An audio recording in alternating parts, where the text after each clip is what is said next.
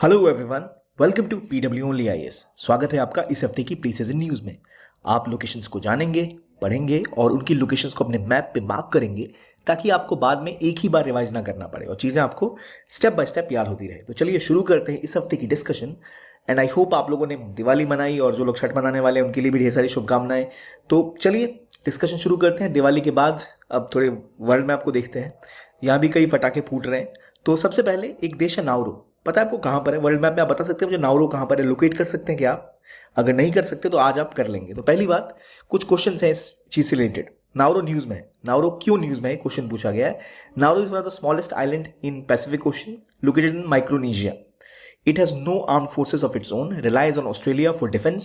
It is a member of both United Nations and Commonwealth of Nations. क्या इसमें से correct statement है? 1 and 2, 2 and 3, 1 and 3, 1, 2 and 3। अब सवाल यह है कि नाउरू की लोकेशन कहाँ है। ये जानने के लिए पहले आपको माइक्रोनेशिया कहाँ है, पॉलिनेशिया कहाँ है, ये याद होना चाहिए। We discussed PIF islands. Last week मैंने पीआईएफ आइलैंड को पढ़ा था। अगर आपको याद है तो आप इसको कम से कम अटेम्प्ट तो जरूर करिए इसका आंसर क्या है। ठीक है, अगले क्वेश्चन में आते हैं। जापान में नई प्राइम मिनिस्टर आई हैं, तो उसके बाद जापान न्यूज में है। अब बताइए मुझे, Japan lies on the Pacific ring of fire and experiences frequent earthquake. Sea of Japan Korea और जापान को सेपरेट करता है।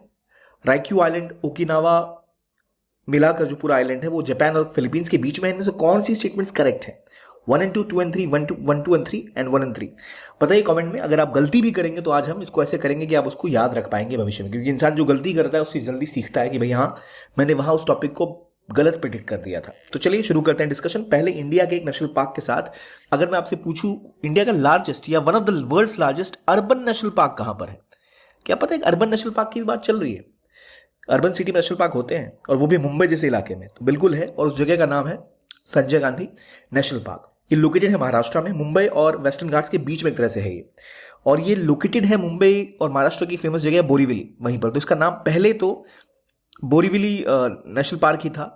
1960 में इसको डिक्लेयर किया गया था नेशनल पार्क और 1996 में इसका नाम बदल के इसको बना दिया था Sanjay Gandhi national park. News में रहता है अक्सर जब भी कंस्ट्रक्शन का काम हो रहा होता है मुंबई महाराष्ट्र में, मेट्रो का हो गया, रोडवेज का हो गया, कि कहीं यहाँ जंगल कट रहे हैं, दिक्कतें हो सकती हैं, तो बोरीवली नेशनल पार्क का नाम बदल के संजय गांधी नेशनल पार्क किया गया। यहाँ पर बहुत सारी बायोडाइवर्सिटी है और एक अर्बन फॉरेस्ट है ये। तो अर्बन फॉरेस्ट मैनेजमेंट यहाँ पर जो की जा रही है, आगे बायोडाइवर्सिटी प्रोटेक्ट करने की जो बात की जा रही है, बड़ा इंपॉर्टेंट बनाता है इसको।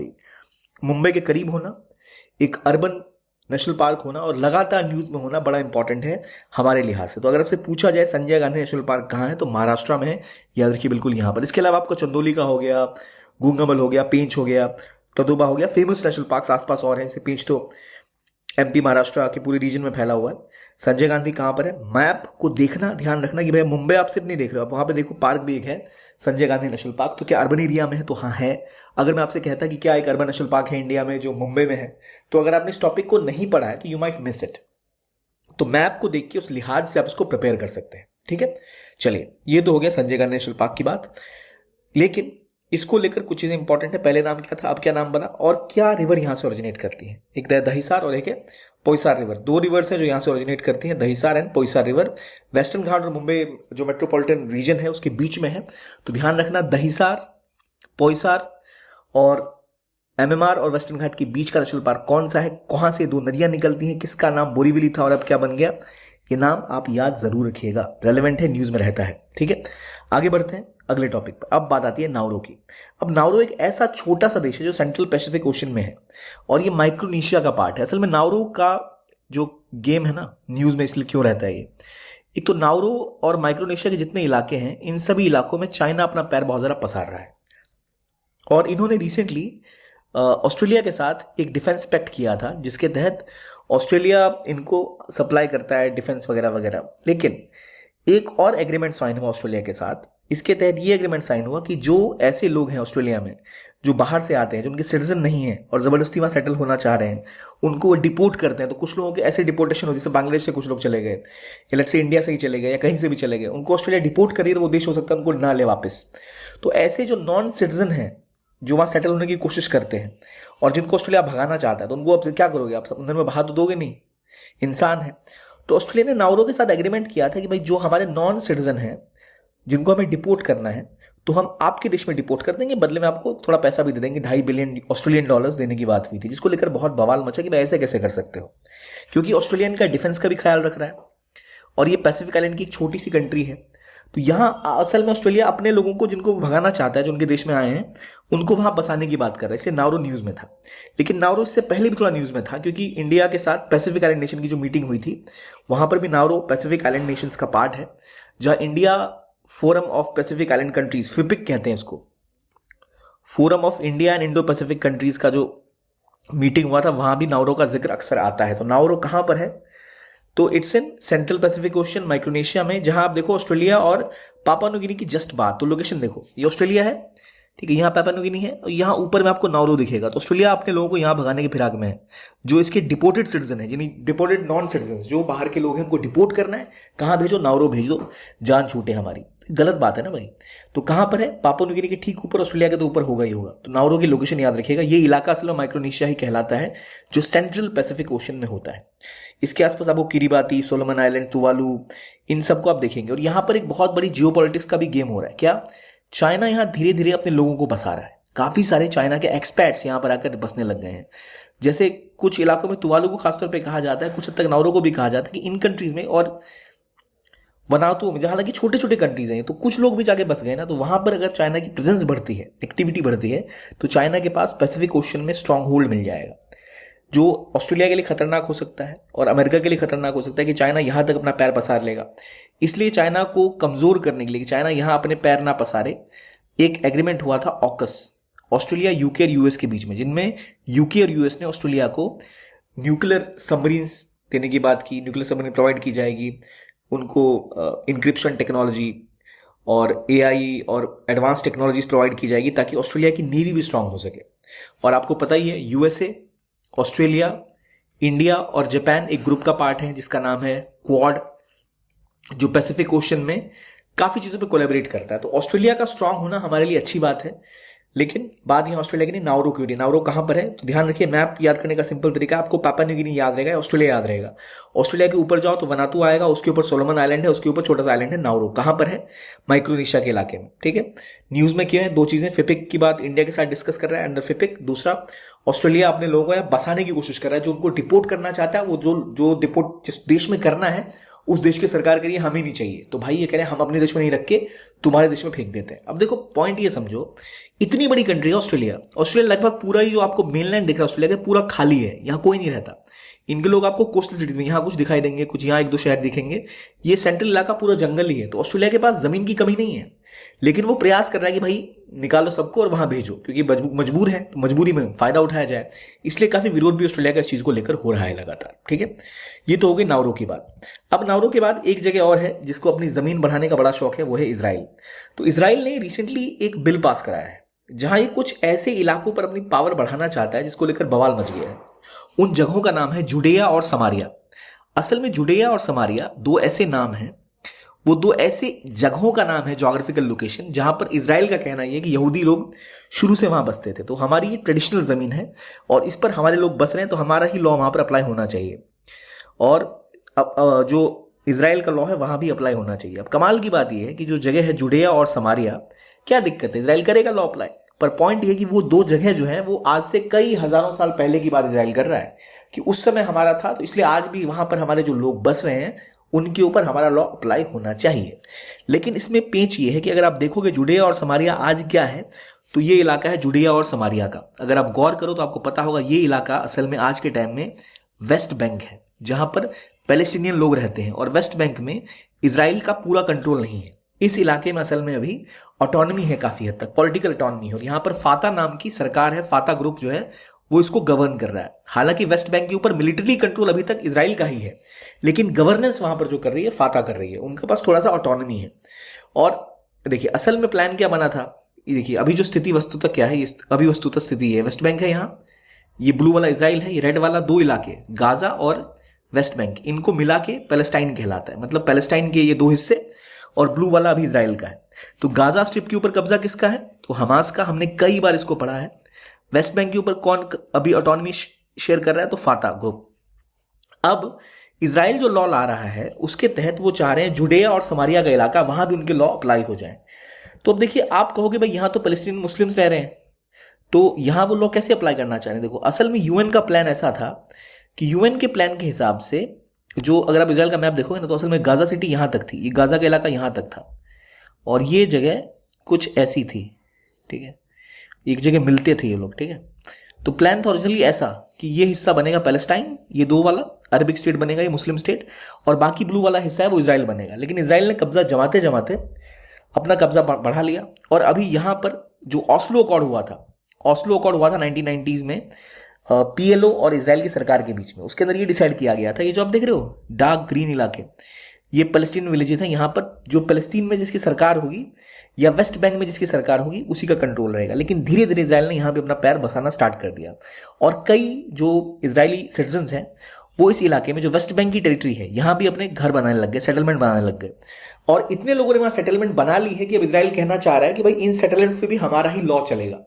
यानी धीरे धीरे जो एक ऑटोनॉमी इनके पास थी, अभी इनके पास कंट्रोल नहीं है मिलिट्री का, इतना ही है कि अपनी कुछ कोई जगह सरकारें चला रहे हैं, गवर्न कैसे करेंगे वो डिसाइड वो कर सकते हैं। अब इजराइल ये चाहता है कि भाई, क्योंकि यहां पर एक समय में जो इलाका समारिया और जुडिया का हुआ करता था, जो इनका कहना हिस्टोरिकल क्लेम है हमारे कि हमारी जमीन है, तो जहां हमारे लोग रह रहे हैं वहां अपना लॉ अप्लाई करेंगे। तो अगर ये लॉ बिल अप्लाई होता है ग्राउंड पे, तो वेस्ट बैंक को भी खतरा हो सकता है। लेकिन देखिए, न्यूज़ ये जो मैं बता रहा हूं, अभी तक पूरी पक्की न्यूज़ ऐसी नहीं है कि वो ऐसा कुछ कर देंगे, पर न्यूज़ में है, जगह न्यूज़ में है।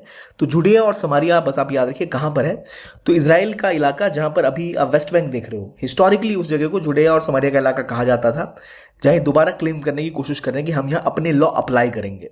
तो मैं एक बार रिपीट कर देता हूं, क्योंकि काफ़ी कॉम्प्लिकेटेड सी कहानी होती है इजराइल वाली, हम कई बार पढ़ चुके हैं, पर एक बार फिर इसको देखते हैं। इजराइल को अगर आपको समझना है, देखो ये बेसिकली ऐसा सा आपको इजराइल दिखेगा, ये इजराइल है, यहाँ वाला हिस्सा जो है ये है वेस्ट बैंक, यहाँ वाला हिस्सा जो है ये है गाजा।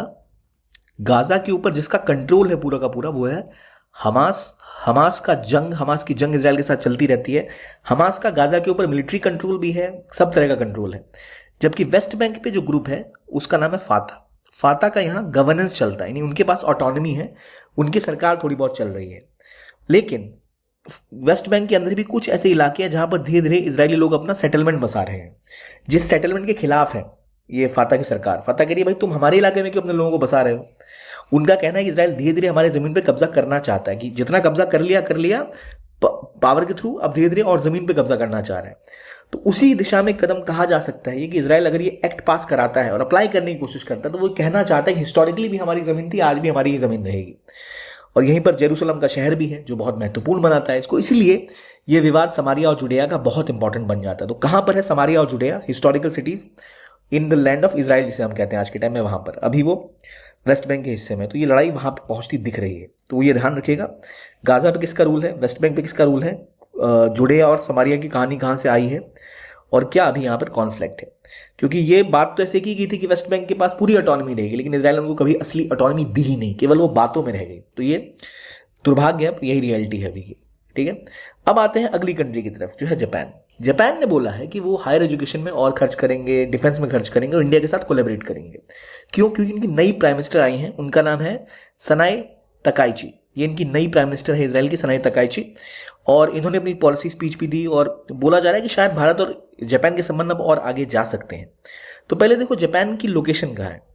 जापान को अगर आप देखो ना, जापान यहाँ पर है, जापान के सामने चाइना है, इधर ये आपको दिख रहा है साउथ कोरिया, ऊपर है यहाँ नॉर्थ कोरिया, ठीक है, और ये ऊपर रशिया। ठीक है, ध्यान रखिएगा, इधर है रशिया, ये रशिया है, ये चाइना है, नॉर्थ कोरिया, साउथ कोरिया। तो कोरिया और इनके बीच में क्या है, ये सी ऑफ जापान। ठीक है, ये है ताइवान स्ट्रेट, ठीक है, ये है ईस्ट चाइना सी, नीचे है साउथ चाइना सी। ध्यान रखना, नीचे ताइवान के ये जो टुकड़ा दिख रहा है आइलैंड का, ये है ताइवान, नीचे है साउथ चाइना सी, ये इलाका है ईस्ट चाइना सी, ये है sea of Japan. Sea of Japan किसके किसके बीच में? जापान और कोरिया के बीच में। ऊपर जाओगे तो रशिया और जापान के बीच में, और ऊपर आओगे तो सी ऑफ ऑक्सटॉक आपको देखने को मिलेगा। तो पहले ये लोकेशन समझ लो कहां पर है, साउथ चाइना सी। अब देखो मैं फिर बता रहा हूं, हम इसको एक मैप के थ्रू समझते हैं, वर्ल्ड मैप। ठीक है, तो इसको भूलो ना कभी। ये देखो यहां जापान है, ये है सी ऑफ जापान, ठीक, ये है ईस्ट चाइना सी, ये है साउथ चाइना सी।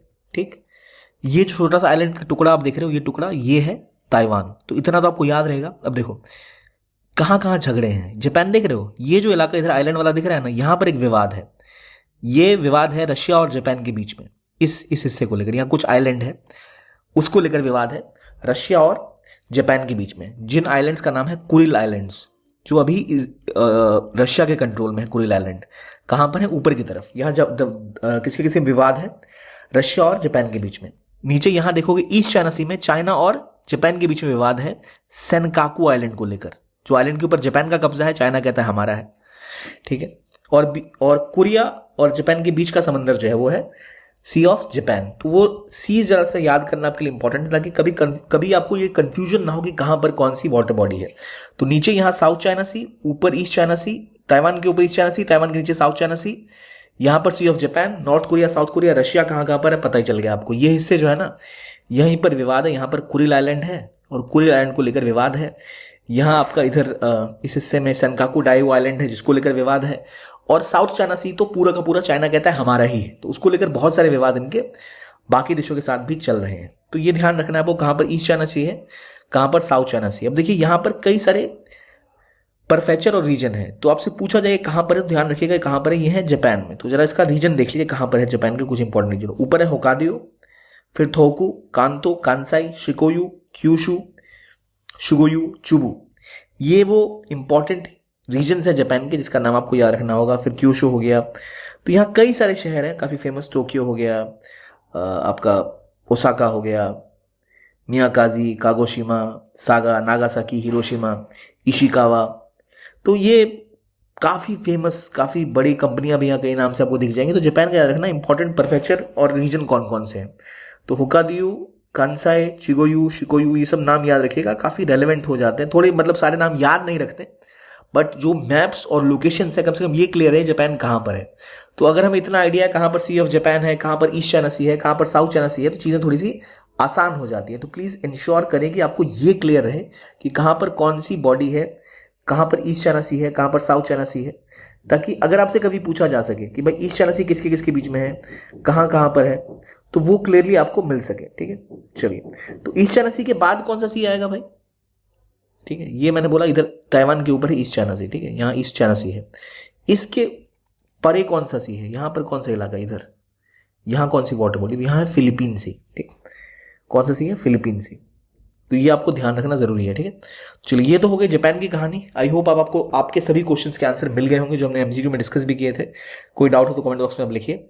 अब अगला पॉइंट, अगर आपको चाहिए इसके कंटेंट और डाटा डाउनलोड करना है, जो मैप्स वगैरह है, तो आप जाइए, हमारी लिंक होगी इस वीडियो के डिस्क्रिप्शन में, वहां पर आप जाइए, पीडब्ल्यू की वेबसाइट पर फ्री में आप रजिस्टर करके सभी क्लास नोट्स और पीपीटीज आपको वहां मिल जाएंगे। तो ये थी आज की डिस्कशन। देखने के लिए धन्यवाद। Keep on watching PW only IAS and have a very very nice day.